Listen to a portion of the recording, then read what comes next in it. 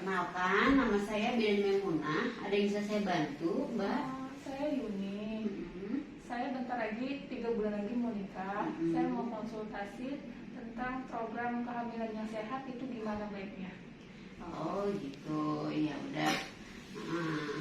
Jadi memang kalau persiapan kehamilan itu memang banyak faktor ya Mbak ya. Mana calonnya Mbak Yuni? Calonnya lagi kerja. Oh ya udah, kerja ya. Oke. Jadi Mbak Yuni datang ke sini sendiri ya? Iya. Oh ya. Di sini banyak faktor ya Mbak Yuni ya yang harus disiapin. Pertama dari persiapan fisiknya Mbak Yuni. Jadi Mbak Yuni ada keturunan dari orang tua sakit jantung, Enggak. sakit kencing manis atau Alhamdulillah enggak ada. Tensi tinggi? Enggak ada. Nggak ada. Oke. Jadi kehamilan yang sehat banyak faktornya yang berpengaruh di sini. Ada penyakit virus. Misalnya gini, kayak penyakit virus di sini ada rubella, ada sitomegalovirus, herpes zoster. Itu soalnya bisa mempengaruhi untuk kehamilannya.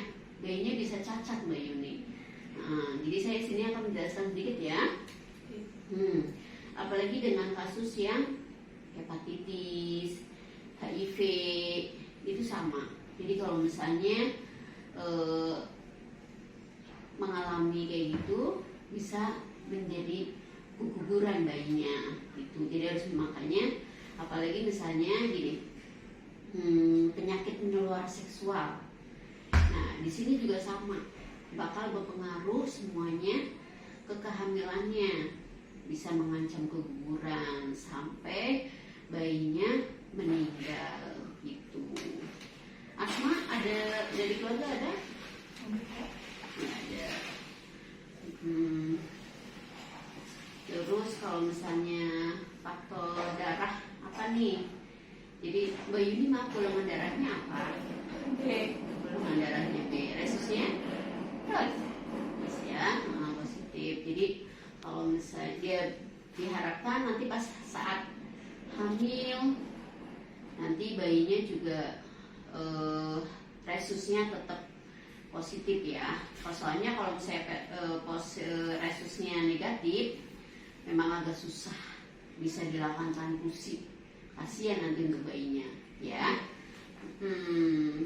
Di sini ada,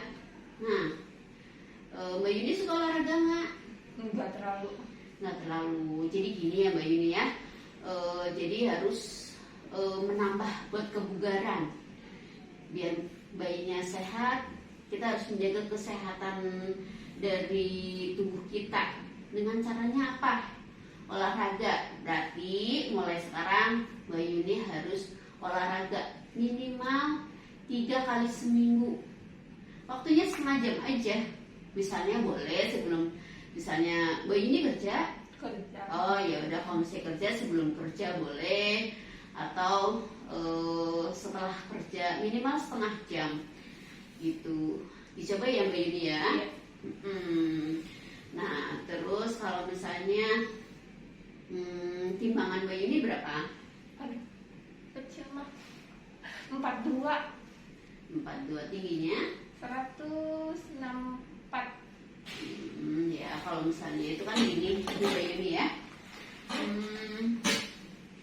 Di sini ada tabel ya, tabel namanya tabel IMT. Jadi kalau misalnya Mbak Yuni diukur, kalau misalnya kurang dari 17 itu termasuknya kurus gitu. Kalau normalnya 18,5 sampai 25. Terus kalau misalnya gemuk 25 sampai 27 gitu. Berarti kalau segitu Mbak Yuni itu di antara 17-18 itu masih kurus. Jadi nanti ditambah lagi ya Mbak Yuni ya. Iya. Terus kalau misalnya maaf dari Mbak Yuni suka rokok nggak? Enggak ya. Calonnya gimana rokok nggak? Enggak. Enggak. Nggak Oke. tahu. Terus apa namanya, nggak boleh yang kalau misalnya narkoba gitu ya, itu kan merusak fisik kita juga. Nah nanti kalau misalnya udah tubuh kita rusak, buat bayinya juga sama, mengancam keguguran, bayinya lahirnya nggak sehat, kan kasihan. Pengennya kan kita ngelahirin bayi sehat ya Mbak Yuni ya. Nah makanya asupan yang bagus apa nih? Nah di sini kenapa orang mau mempersiapkan kehamilan harus makanan yang bergizi semuanya? Karena di situ banyak untuk pembentukan sperma yang sehat, untuk kesuburan, untuk biar bayinya nggak keguguran, terus mencegah kecacatan dengan asam folat itu ada di makanan Mbak Yuni. Jadi menunya juga harus seimbang, ada lauknya, ada sayurnya, ada susunya, ada vitaminnya gitu. Karena di sini itu berpengaruh, apalagi kayak asam folat nih. Asam folat nggak cuma di sayuran. Nanti Mbak Yuni boleh minum asam folat minimal 1 tablet buat 1 minggu gitu ya. Ini kan sebelum hamil, jadi biar disiapkan kehamilan yang sehat itu. Boleh ditambah dengan vitamin gitu ya, vitamin asam folat. Soalnya tetap aja berpengaruh banget. Di sini kalau misalnya dari vitaminnya ada buat asam folatnya, vitamin D-nya, asam lemaknya, buat kalsiumnya. Di sini komplit ya. Buat kalau misalnya kayak zat besi biar mencegah anemia. Soalnya kasus anemia juga banyak mengancam keguguran. Terus kalau misalnya persalinan bisa terjadi perdarahan, bayinya juga lahirnya kurang bagus ya, gitu ya Mbak Yuni ya. Nah terus makanan yang harus dihindari apa aja? Nah kalau makanan yang harus dihindari, daging mentah. Mbak Yuni suka sushi? Enggak. Oh nggak suka, ya udah alhamdulillah, Iya. gak usah sushi yang matang aja ya. Nah ini daging mentah, sayuran mentah. Sayuran mentah kalau misalnya kayak lalapan, dilihat dulu, harus dia cara mencucinya gitu ya, cara mencucinya, terus cara memasinnya gitu, harus benar-benar dilihat karena berpengaruh. Sama telur setengah matang pun sama, itu masih banyak kumannya itu. Kalau bisa ya tetap aja matang ya Mbak Yuni ya. Mbak Yuni dari telur nak? Enggak terlalu. Nggak terlalu. Oke, terus Mbak Yuni hujan kopi? Enggak sama sekali. Oh iya, teh? Suka-suka. Ya, jadi ini kopi sama teh itu apa namanya, menghambat penyerapan dari makanan yang kita makan itu. Sebenarnya nggak bagus ya, makanya di situ karena menghambat nggak usah lah gitu ya. Ya kalau saya pengen ya sesekali aja lah gitu, jangan tiap hari, karena itu berpengaruh banget, terutama untuk zat besinya.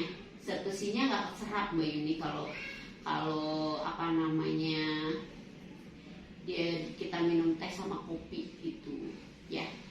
Alhamdulillah nggak kecanduan. Terus yang harus dipersiapkan apa? Persiapan mental sama psikologisnya. Maaf Mbak Yuni umurnya berapa? 27. 27, alhamdulillah. Berarti udah matang ya, udah siap. Ya di sini apalagi dari Mbak Yuninya kerja, Masnya juga kerja gitu ya, calonnya ya. Jadi orang tua udah setuju semua kan ya? Alhamdulillah. Alhamdulillah ya. Jadi di sini lebih yakin lagi Mbak Yuninya karena udah siap dari umurnya. Berarti kan sudah menerima bentar lagi bakal punya anak gitu ya. Pengennya anak yang kita kandung juga sehat ya Mbak ya. Iya. Nah terus apa di sini Yuni juga harus nabung. Meskipun sekarang ada jaminan dari misalnya BPJS gitu. Kalau Mbak Yuni kerja kan berarti ada BPJS ya, Mbak Yuni dari perusahaan ya. Nah, tapi tetap kita harus mempersiapkan, kita nabung, kan kita nggak tahu namanya perjalanan hidup kita gitu ya. Kita tetap nabung untuk mempersiapkan kehamilannya. Jadi untuk mengatur makanan untuk tiap harinya pas saat Mbak Yuni lagi hamil gitu. Jadi duit juga berperan juga di sini ya Mbak Yuni ya. Terus nanti dibilangin sama calonnya kan udah nggak ngerokok ya. Kalau nggak ngerokok alhamdulillah dia nggak ngerokok. Terus kalau bisa nggak minum alkohol gitu ya. Terus sama dibilangin sama calonnya suruh makanan yang bergizi, menu seimbang, biar nanti hasil spermanya juga bagus gitu ya Mbak Yuni ya. Ya udah kayak gitu aja ya Mbak Yuni ya. Makasih ya Bu Bida. Sama-sama.